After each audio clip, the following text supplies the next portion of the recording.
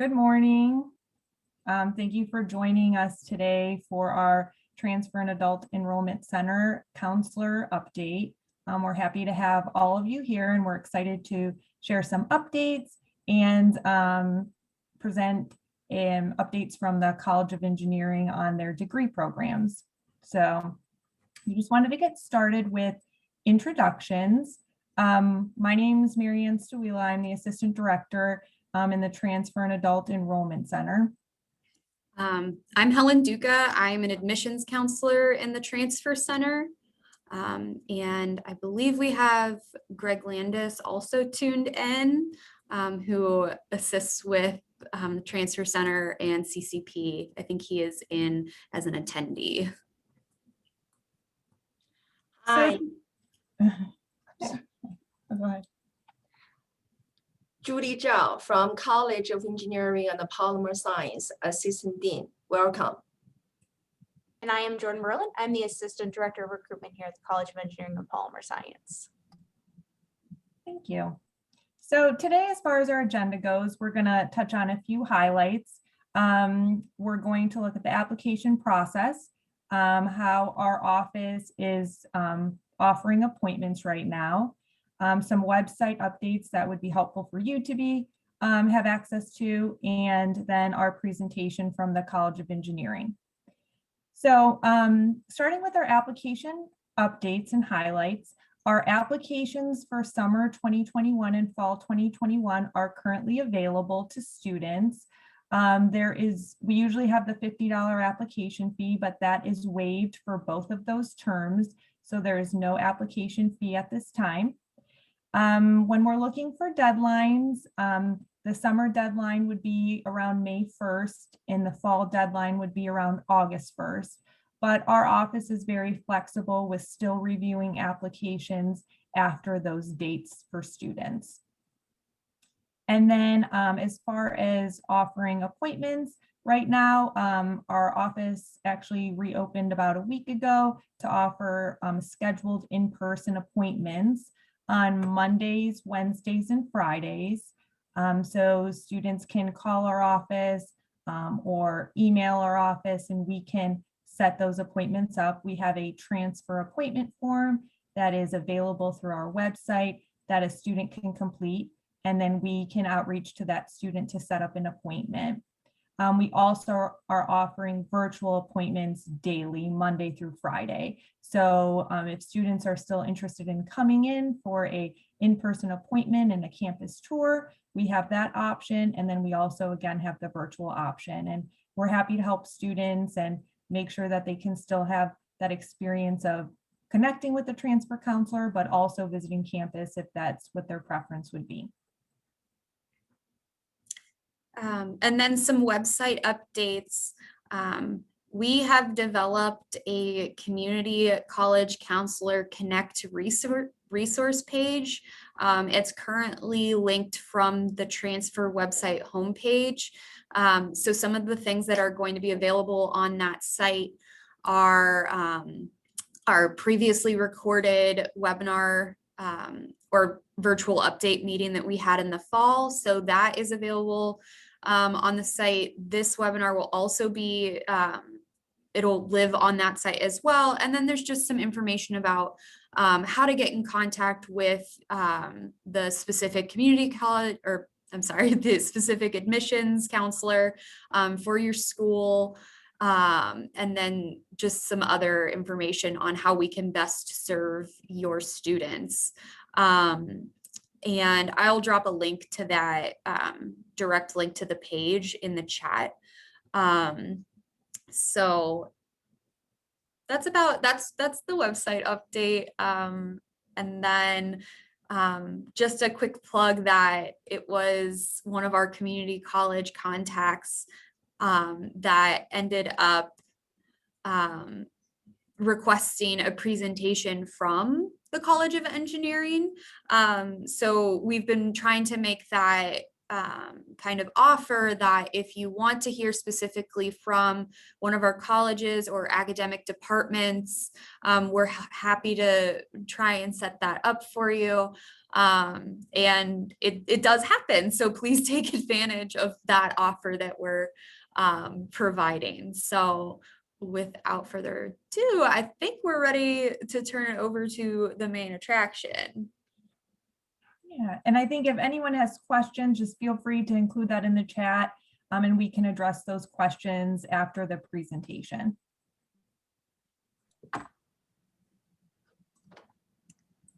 Thank you so much. I'm just gonna get everything turned on for you guys.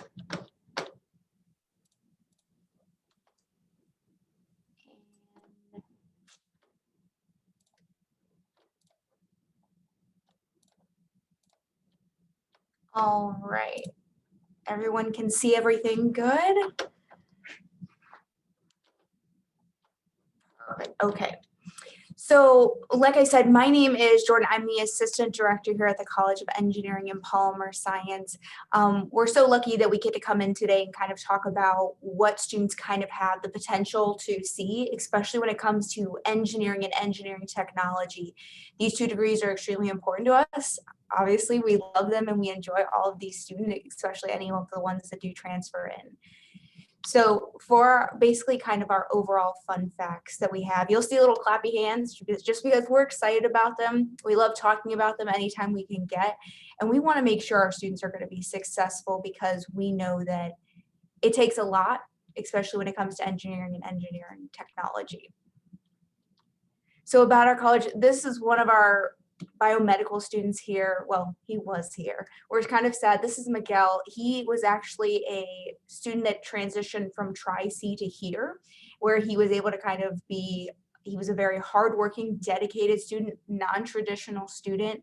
He was working, but he also had a family. So right now he's actually working at Zimmer for biomedical, and it's really exciting because we know that our students can be successful. The ones that do transfer, like, we understand that there's challenging times right now, so we want to make sure that those students are just going to be as successful as students who start with us right from the beginning. Aerospace systems engineer, this is going to be one of the only ones that is part of our nation that we do have outside of the U.S. Air Force. So that means it's all about taking students kind of more on the, they can do the systems, but they can also kind of manage everything. They're kind of going to be project managers, project leaders. So it's very important that these students kind of have that interest in really anything space. So it's always nice to have that. We also have the mechanical engineering and mechanical engineering technology, as well as the automated manufacturing engineering technology. So if students like to be very hands-on, they like to be maybe working a part of systems, maybe the auto industry, manufacturing, this could be a great place. Whenever it comes to anything engineering technology, it's all going to be hands-on. There's a lot of thinking about the design, thinking about how to fix things, thinking about outside of the box sometimes, because not everything is already predetermined for you. So you really have to implement those things. When it comes to engineering and engineering technology, there's a lot of overlap. I would like to say that it's, you have one section, you have the other section, but no, it's a lot of gray. So especially for these two programs, it's about what makes them kind of different, what makes them unique. So when we think about engineering compared to engineering technology, you're thinking the engineering side is going to be more theoretical. They're thinking of the design aspects. But when it comes to engineering technology side, they're really taking those blueprints, taking those designs and actually implementing them into the process. So it's extremely important if you see a student that might be more like, I like to design, I like to think about what the future could be, they might lean more towards engineering. But if they like to be more hands-on, they like to be kind of in the nitty-gritty, engineering technology could be a great pathway for them as well. So especially when students are trying to decide between engineering technology, yes, there are differences between kind of your math level, what you kind of have to do with that. But it's also about, they both have promising careers. They're both going to be extremely beneficial. Engineering side is focusing on the design, the development, where you have engineering technology kind of focus on the implementation. And you actually do see that within the coursework, within the labs, within the classes. But regardless, both are hands-on, both have hands-on opportunities for this. And especially if they are thinking about something outside of the classroom, which we're going to talk about, which is always exciting, is you're going to actually see those as well, where you get to kind of, no matter what, you're going to be hands-on. Biomedical engineering, this is going to be that connection between your biological sciences with your engineering. I always say, especially when I'm talking to students, it's kind of students who like to help others as much as possible. A lot of these students, they can decide to go into industry, they can go into research if they like to try and think about new ways to help people, such as better ways to make ventilators, better ways to do something. But then these students can also decide that if they're already on a path that maybe they would like to do pre-med, any type of thing like that. They can kind of go in different directions. These students are extremely beneficial, especially to our society we're living in right now. You also have your chemical engineering. So chemical engineering takes a lot of kind of our raw materials that we do have, making them into products to then be distributed. So especially when it comes to this, we're thinking of, we think about any industry that we talk about shampoo. We have to start out with raw ingredients, make the shampoo, and then get it out to the consumer. Well, especially chemical engineers, they're the ones making sure all of these batches are perfect, that they're right, that they're the right consistency. So it's always nice is that products that we see every day, that we use every day, these are chemical engineers that are making sure these products are going to be great for the consumer and what we need. You also have corrosion engineering and corrosion engineering tech. Now, I think this is really exciting. I love this program. We're actually the only one in the nation with the bachelor's degree. Maybe that just makes us special. I don't know. But what's nice about corrosion engineering is that we see corrosion everywhere. We don't just, yes, we see it on cars. We know this, but we actually get to see this in bridges, in buildings. Like we're seeing this, and it doesn't just happen from obviously rain. It happens from the water, from the oceans, from dirt, from soil. And this is kind of a way to help companies kind of save money in the process about how do they create these coatings, how do they create things to make the corrosion not happen as quickly. So it's always interesting to seeing what they're working on. Half the stuff, I think it's genius every single time I hear about it. So if students are interested in material engineering, which I'm sure many students kind of think that this is the exact place they want to be, but when it comes to that, there are different directions that students can go in with material engineering. If they're thinking maybe the biomedical side, chemical corrosion side, materials are always involved in all of these processes. If students are thinking more about specific, especially something on the smaller scale, they might be thinking more of like polymer science or polymer engineering, which we do have a fantastic graduate school that's specifically a research school. So they're always thinking about innovative ways. You have civil engineering. So I like to say that these people are continually not doing the same thing every single day. One day they're in the office, the other day they're kind of outside working, looking at things, looking at projects. If a student kind of has this opportunity to be like, well, I don't like doing the same thing every day. This could be one of those places where students will thrive because they don't have to do the same thing every day. One day they could be inside working on designs, the next day out making sure the designs are actually working properly. The next one we have is construction engineering technology. So these are going to be the people that are basically managing the construction sites, making sure things are running smoothly, making sure that everything's the proper and right way. So especially if students like to be more so outside, then this could be one of those places.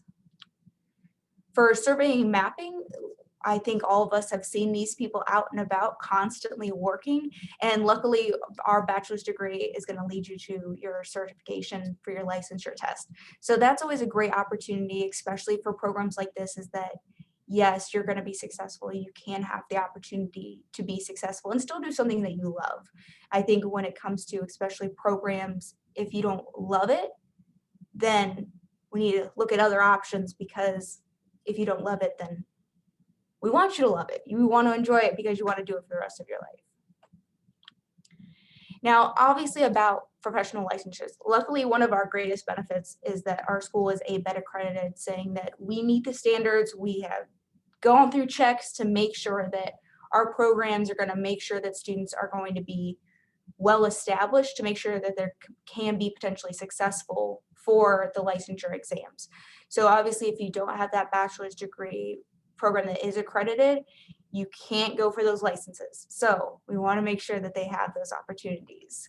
And luckily, we do have a grad talk coming up in next week. So these are going to be all of our alumni that have been through our process, that they know the industry right now. They've gone through a program. They can say, yes, this is exactly what I needed to do to get there, or I went in for this, didn't realize that that was the process, and now I'm doing this. It's a great opportunity just to ask questions. Electrical engineering and electrical and electronic engineering technology. So these are students who love to think about design and implementing and testing. They like to see the nitty gritty. They like to be inside figuring out, if you like to take things apart and kind of put things back together with the electrical components, this could be a great place for them, especially because I think we all know electrical energy kind of runs everything and we need it for always. So it's always nice having that opportunity to actually learn about it and kind of design it in the process. You do have computer engineering as well. So this is going to be the hardware software that we're kind of using every day. Every time we get those little updates, they kind of annoy us a little bit. There's someone behind that making sure that things are going to be successful. They're the ones saying, okay, well, we have to fix this, we have to fix that. But then also making sure that the new programs, the new applications that we're getting are going to make it beneficial for us. Make sure that we're making life a little bit easier for ourselves. So when it comes to especially University of Akron, when it comes to our experience here, we like to think that, and we like to know that with engineering, you're not just learning about it from a book, you're actually being able to do it. Because we don't want students to feel that they're not prepared when they go out into industry, or if they decide to go into research, or if they decide to go for a master's degree. What's nice is that we're going to make sure that they have not just the book smarts, but they have the hands-on approach, that they have kind of that teamwork that they need. Because when it comes to engineering, it's not just, okay, this is my project that I'm working on, no one else is involved. Because when it comes to engineering, you are seeing engineers from all other types, especially when we think about just even the computer industry, where you have electrical engineers, you have computer engineers, potentially any type of other engineer in the process. So you have to have that teamwork. And obviously with our programs, we want to make sure that students are going to be successful. So having free tutoring for students, making sure they can see their advisor at any time to talk to them about what's happening. And we do lead with kind of our academic excellence, especially when it comes to research. One of our biggest things that we like to say is that we do have a lot of research that goes on here, especially from our colleagues in polymer science and engineering. We do allow them to kind of see what interests them, see what perks their interest, and make sure that they have choices, especially when it comes to the programs. For our careers and connections, obviously, one of the biggest things we do have here is our co-oping program, which is the 5th oldest in the nation, meaning that we know what we're doing and we're going to be successful at it. So with that, it's nice because all of our co-ops, they are paid opportunities.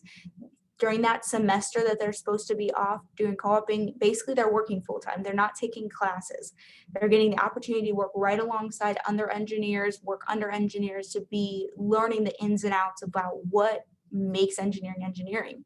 So they could decide that they want to be in 3 different locations. They could decide that they want to be in the same place every single time. And so what's nice about it is that students are given this opportunity to really feel like they're interviewing in the process, but then also almost securing that co-op to potentially secure a job opportunity is always great.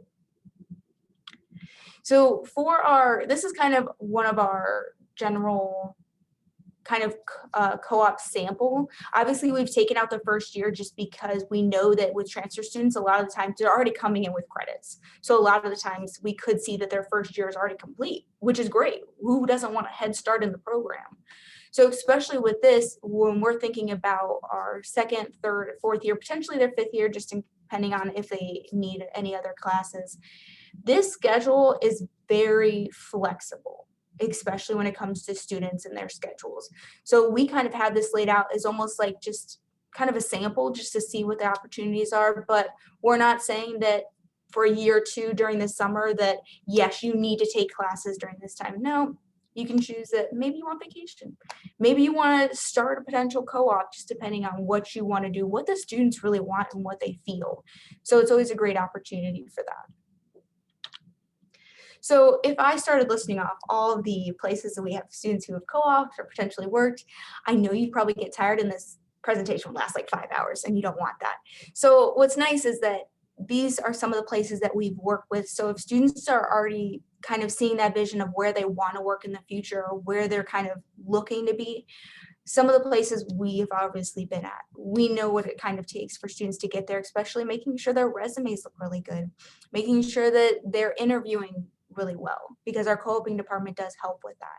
So especially for these companies, it's kind of, we're assisting you in the process of it. So especially with co-op and internships, there is a difference, especially when it comes to these two. There's going to be different skills, different experience. And usually if students do have co-oping and internship experience, they're going to start out a higher salary, around $6,000 more. So it's always nice because when students do leave the program, they could potentially have at least a year of co-oping experience. And we all know just from applications when they are just like, how much experience do you have? And a lot of times new students have zero experience. So at least we can kind of get them in the next bracket to hopefully make a little bit more. And then there's going to be that experimental learning, that hands-on stuff that you kind of might not get to experience in the classroom. So if students like to build rockets, they like to think about cement canoes, it's always nice because, or maybe they like to race cars. We're getting to see the engineering side of all of these different pieces and components to make sure that the things that they're learning here are going to be things that they might carry with them into the future. And here we do have our professional development. So if they're looking for something extra, something, I know they already have busy schedules, but with this, they're getting to experience, maybe they could experience maybe a society. So something like Honor Society, they could think about one of our clubs, one of our councils to join. There's always plenty of opportunities for students to do that. So we want to make sure that they're kind of taking full force into that and getting as much as they can out of the experience. And then obviously being an accessible education, we want to make sure that students are kind of having this opportunity for scholarships. So especially any type of student that comes in, please apply. Just apply. Because especially we all know that scholarships are free money that you don't have to pay back. So it's always nice getting that opportunity. And especially for some of our transfer students, there are scholarships specifically set aside for that. And there's going to be the support services. So especially if we're thinking about how to feel more connected to the campus, connected to students, these are just several of the different types that you can do, especially if there's any type of diversity, any women. We want to give them that opportunity to not feel so isolated, because especially for even incoming freshmen or transfer students, they can kind of feel like they're almost forgotten about, and we don't want that. We want them to feel like they're part of this community, that they are just as important, because they are. There are students, so we know that they matter. And then obviously our fun facts that you would have learned about us that make us really awesome. I mean, I'm not just bragging because I work here, but I love it. So it's always nice because you're getting this opportunity to really connect with us, learn about us, and learn about what the potentials are for engineering and engineering technology. There's some of the best industries to work in, especially here being from the rubber city. You definitely are working with material all the time. So it's always nice having those connections here. And then connect with us. If you have questions, please email me. Like, I will gladly take my time. Either futureengineers@universityofakron.edu or my personal email, jberlin@akron.edu. And then connect with us on Instagram, Twitter, or Facebook. If you have students that want to just learn about us, but maybe don't have any questions just yet, Instagram is great because we're always doing Instagram takeovers, connecting with our students, talking with them. They're also going to publish any type of things related to our design teams, which is always awesome because you kind of get to see little sneak peeks behind things. And then just ask us questions. Like, that's what we're here for. We love questions. And then obviously questions. That's the last slide. So I will close out of this and then we can kind of open it up.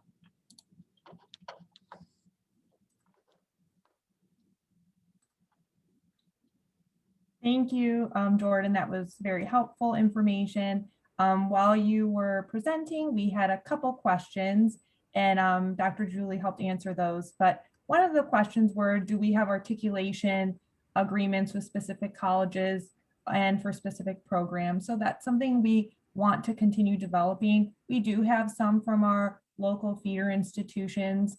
As Dr. Julie had mentioned, those would be more with like Lorraine, Stark, and Tri-C Engineering. That one is under discussion and under development right now, but we are open to continuing that discussion. So if that is something you might be interested in, feel free to email our office at transfer@uakron, and we can make sure we get you connected with the right contacts to start that partnership and that development. Another question we had was, do you have any ideas of numbers of students that have come from Sinclair Community College? So maybe more specifically to engineering, Dr. Julie or Jordan, do you know of any students specifically from Sinclair? That information, if we don't have it, we can kind of maybe look into that more and see if we can get you a number later. But are any of those students standing out to you? We do have students for sure, but I failed my homework. I don't have the number right now in front of me. I do remember one student several years ago.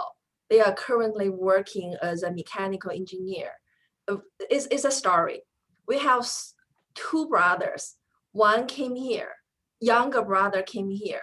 Older brother was transferred from Sinclair.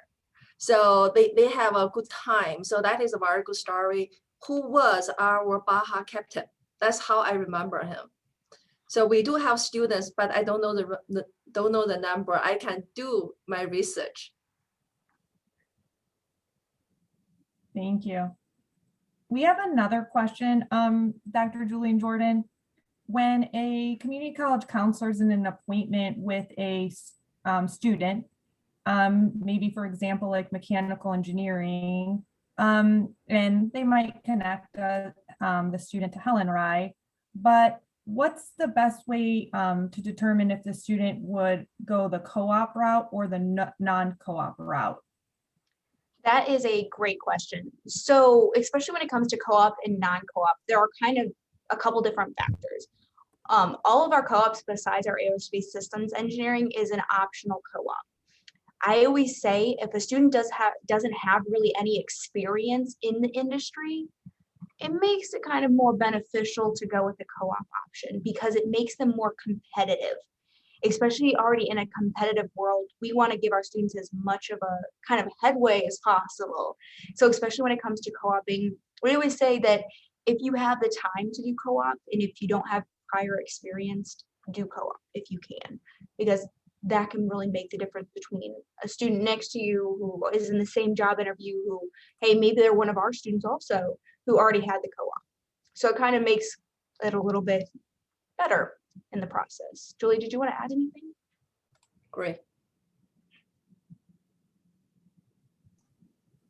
Great. Another question is, have you noticed, Jordan, Dr. Julie, that the students you work with, are they also able to participate in sports while also participating in an engineering degree? And what would that look like?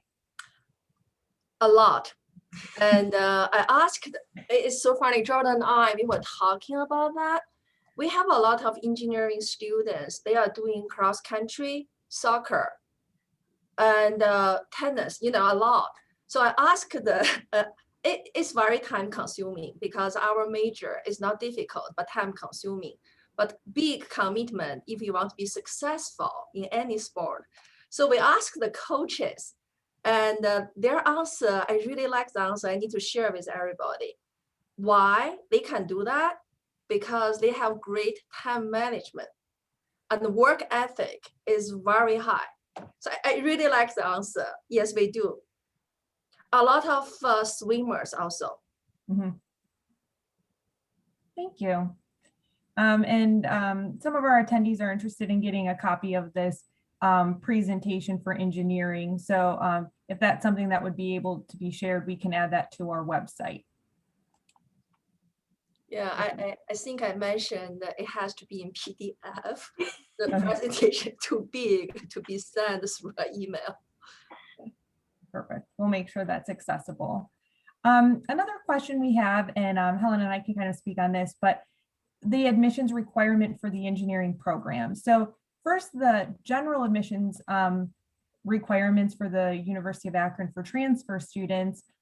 We require a student to have a cumulative GPA of a 2.0 or higher from all colleges or institutions attended. And they are required to submit a transfer application, and official high school transcripts are required if an associate's degree has not been earned. So that's the general admissions for transfer student requirements. But when it comes to engineering programs, would you be able to speak on what those requirements would be and if they differ between majors? The admission, just admissions, there is no difference between majors. Once a student is admitted into the college, we do not have capacity in any program. So they can choose from their heart whatever major they want. We do, there's another question, it's a very good question. We do tell our students their mathematics, where they start in math is very important. And that will decide how many years ahead of their degree status. So to answer the second question, say in engineering, the very first mathematics is calculus 1 is required. And then they are going to have Calc 1, Calc 2, Calc 3, differential equation. After that, they still have linear algebra as elective. They are super good at mathematics, super good. In engineering tech, on the other hand, they have lower requirement. So they do have like a technology, tech math, and technology, tech calculus to start with. Very good question. Thank you. And then another question would be, when you're working with transfer students, do you think it is beneficial for them to transfer more in the fall term or a spring term? It's a very good question. Jordan, join me. Okay. So personally, I say, just like my own children, choose whatever is convenient for you, but keep in mind like a typical sample schedule. Say, Julie, like Miguel. Miguel was transferred to our college in the fall semester. And with Miguel, there are another, it's 4 boys. There are 3 boys. They all have scholarship transfer in, but their mathematics are different. And also depends on, say, Judy is not doing very well, but Jordan already finished Calc 2. So for Jordan, the starting math is Calc 3, meaning Jordan can take other engineering classes. And our sophomore classes right now depends on the major. Many programs, they offer those sophomore classes every semester. Then you don't worry, you can come in at any time. But certain program they may offer, for instance, I'm through the term to you, it's called thermodynamics in chemical engineering, only offered in the spring semester. So you need to see the curriculum to make sure which term is good. But in general, I think, follow your heart, do whatever is convenient for our students. Absolutely. Perfect answer. Yeah, these are really great questions. Does anyone else have any other questions related to engineering or any other topics that we covered?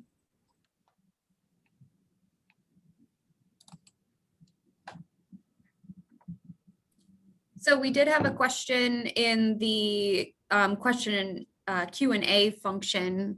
Someone asked, can we share any changes or updates regarding transfer scholarships for Akron, particularly Akron Guarantee Scholarship? I'm just going to drop a link into the chat to our Akron Guarantee Scholarship page. I don't believe there's been any major updates with that, but just to give like a brief overview of what that is, Akron guarantees scholarship for transfer students. Students are automatically considered when they're applying with the typical admission deadline schedule. So it's nothing that they have to apply for separately. And it starts awarding at a 3.0, and that's a cumulative GPA. So that's going to be like if they've attended multiple institutions, not just their last institution. And then we had one other question more related to our gen ed curriculum, as far as where can you locate our arts and humanities or social science electives. So we can definitely include information on our general education curriculum. Right now, I think it's being reviewed for some revision for the fall 2021 term. So we'd be happy to share what we have right now. As far as how that affects engineering, if that's kind of a route that the students who work with are interested in. Arts and humanities requires 9 credits, 3 classes. 1 class has to be in the arts, 1 has to be in the humanities, and the last one can be in either or. And then for social sciences, 6 credits are required, 2 classes. Jordan and Dr. Julie, are there any specific social sciences that need to be taken for the engineering or engineering tech degrees? For mechanical engineering, there is 1 class called Introduction to Economy Analysis. That is required for our general education and also required for our program degree. Therefore, we ask a student, you take that one for both. So those kind of things, we can learn from our either our sample sequence from our bulletin or through individual conversation with our advisors before arrival. Not too many though. Mary, not too many. All right. Great. It looks like we have, let me see. Okay, so right now we have a question about what is the current gen ed math requirement? So depending on the degree, that's probably going to determine which gen ed math is required. For nursing, for instance, statistics is required. For engineering, as Dr. Julie had mentioned, you're looking at the calc sequence and the prereq courses that take you up to Calc 1. So again, it just depends on the degree, but you can always connect with Helen or I, and we can make sure we can direct you to the guides to verify which math would be the best depending on the student's pathway. All right, any other questions? Let's see, we had one more come in. Actually, we have 2 more questions in the Q&A area. So we have one more question for engineering. For students who would be completing an associate's degree, what are the differences between transferring in with an Associate of Science versus an applied associate's degree in engineering tech, especially if there is no articulation pathway yet? It's a very good question. If we don't have any agreement, we have a lot of people coming in with a 2-year degree. Marian, you have a lot of cases in your hands, right? And then coming here, pursuing our 4-year degree. I will let Marianne talk about, the transfer equivalency. But for us, our engineering technology program, one thing is not really curriculum related. It's really very friendly because the job market is so good for engineering technology. Therefore, the department offers a lot of evening classes because our students, they may have a part-time job It's just the job due to the job market. So that is something I want to mention. The rest, Marian helped me with equivalency.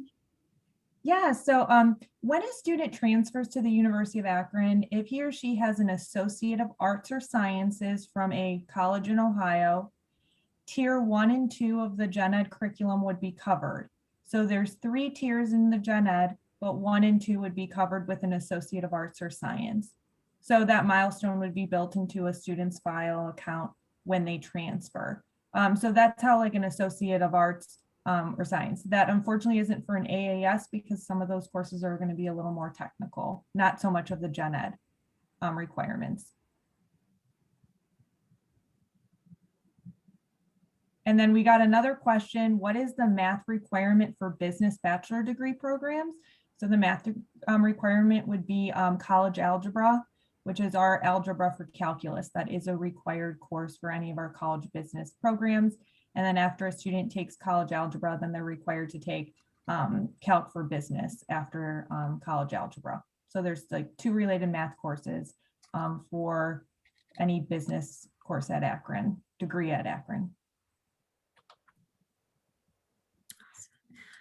We had a question in the Q&A, and it is, if a student is considering Akron, how far in advance do you recommend a student should begin talking with a transfer advisor? And I personally think that you can never talk to us too soon in the process, just to start kind of having those conversations. I know we're always happy to talk with students, whether they're literally just starting out, or if it's after, or even if they're like getting close to they're, you know, wrapping up their time with your institution. So even if it's just a quick conversation, we're happy to connect with them. Marianne, I don't know if you want to add anything to that. Yeah, I think the sooner the better. What our office can do is provide students with an unofficial transfer credit evaluation. So we can list the courses that a student has taken and how those courses had transferred to Akron. And that gives the student an idea of like what they already have completed. So as Helen said, we are happy to meet with students in person, virtually, to kind of start that conversation. It really starts at our office, and then we can connect those students with the department once we have more of the information on those equivalencies. Sometimes students transfer from institutions where syllabi have to come in, or a course hasn't been evaluated, even from an Ohio institution. It could be a new course that just hasn't been evaluated by the department. So that gives students time to submit a syllabus for departmental review.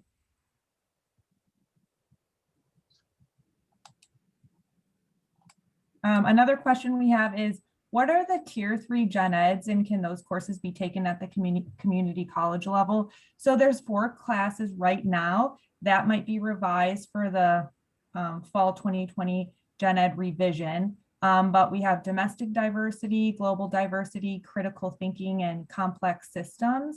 The complex systems course is usually taken as a junior or senior at Akron because it usually has prereqs and it's related to the degree. I know for engineering, you guys have a specific complex systems course for engineering majors.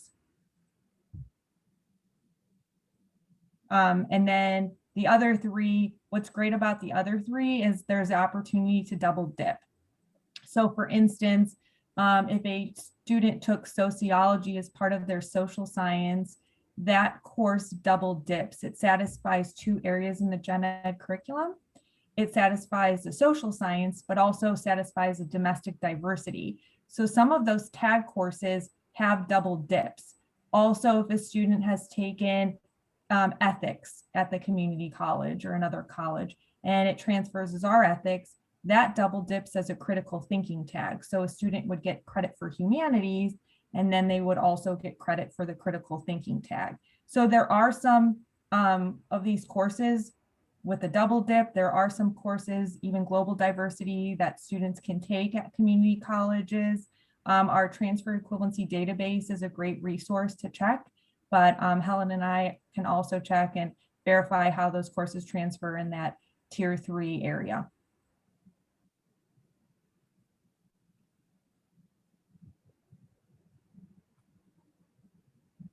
All right. We're good in the Q&A, Helen?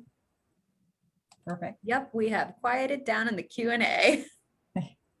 Well, we appreciate all of you joining us today, learning more about updates at Akron. If you have any questions about the admissions process, feel free to email admissions@uakron or transfer@uakron.edu. We would be happy to help you and your students. And Jordan, Dr. Julie, thank you for taking time to share all of the wonderful things that are going on in the College of Engineering as well. Thank you. I hope everyone has a good rest of their day.